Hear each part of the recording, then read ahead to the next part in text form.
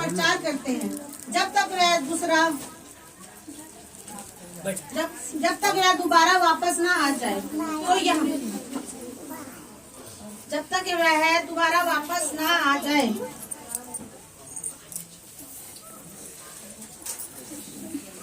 बस ना थोड़ा आगे हो जाइए प्लीज। हालेलुया। यूहन्ना 6:53 कहती है, यीशु ने उससे कहा, मैं तुमसे सच सच कहता हूँ कि जब तक तुम मनुष्य के पुत्र का मांस ना खाओ और उसका लहू ना पियो, तुम में जीवन नहीं। क्या कहती है?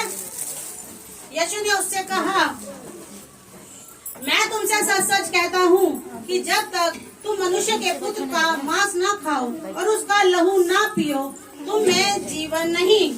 तो यहाँ प्रभु ने क्या कहा है?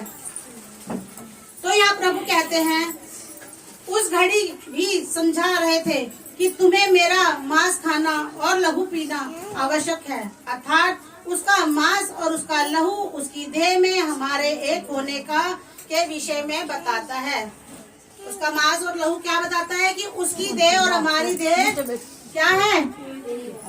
एक है। उसकी देह और हमारी देह एक है। जब वो पवित्र था तो हमें क्या बनना है? हमें भी पवित्र बनना है। जब एक ही देह है तो हम उसमें गंध कैसे डाल सकते हैं? नहीं डाल सकते ना।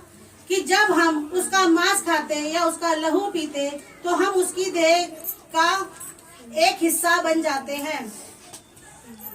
जब हम प्रभु भोज लेते हैं तो क्या हो जाता है? हम और प्रभु एक हो जाते हैं, उसकी देह का हिस्सा बन जाते हैं। जिसको प्रभु ने प्रभु भोज के रूप में लेने को कहा है हमसे। प्रभु भोज केवल वो मनुष्य ही ले सकता है जिसने प्रभु पर विश्वास किया हो। प्रभु भोज कौन कौन ले सकता है? कि जिसने प्रभु पर विश्वास किया हो। जब हम बाइबल कॉलेज में थे तो हमें बताया गया था कि जब जैसे कहते हैं बपतिस्मा लेना हम कब लेते हैं? जब हम प्रभु पर विश्वास करते हैं। और क्या एक होता है उद्धार पाना। लेकिन जिस समय हमने प्रभु पे विश्वास किया, उद्धार तो हम उसी टाइम पा गए। और डुबकी हमें क्यों लगानी पड़ती है? क्योंकि परमेश्वर की आज्ञा है। बाइबल में परमेश्वर ने आज्ञा दी है, इसलिए हमें डुबकी लगानी पड़ती है। वो पक्का प्रूफ हो जाता है, स्टैंप लग जाती है ना। क्योंकि जब हम विश्वास करते हैं तो वो किसी को नजर नहीं आ रहा, वो हमारे अंदर है। हम जानते हैं और हमारा परमेश्वर जानता है ना। तो डुबकी लगाने से वो स्टैंप लग जाती है। प्रभु भोज बपतिस्मा लेने के पश्चात और मन फिराने के पश्चात ही लिया जाता है, अन्यथा नहीं।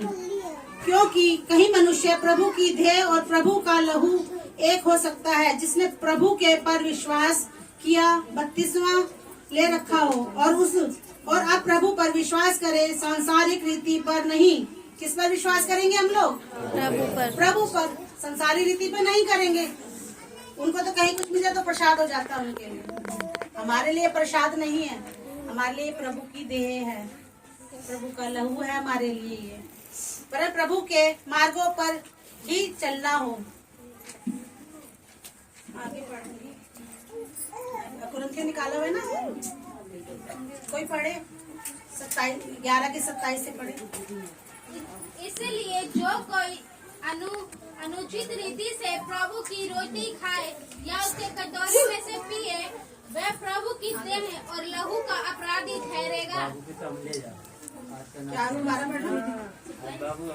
इसलिए जो कोई अनुचित रीति से प्रभु की रोटी को खाए या उसके कटोरे में से पिए, वह प्रभु की देह और लहू का अपराधी ठहरेगा।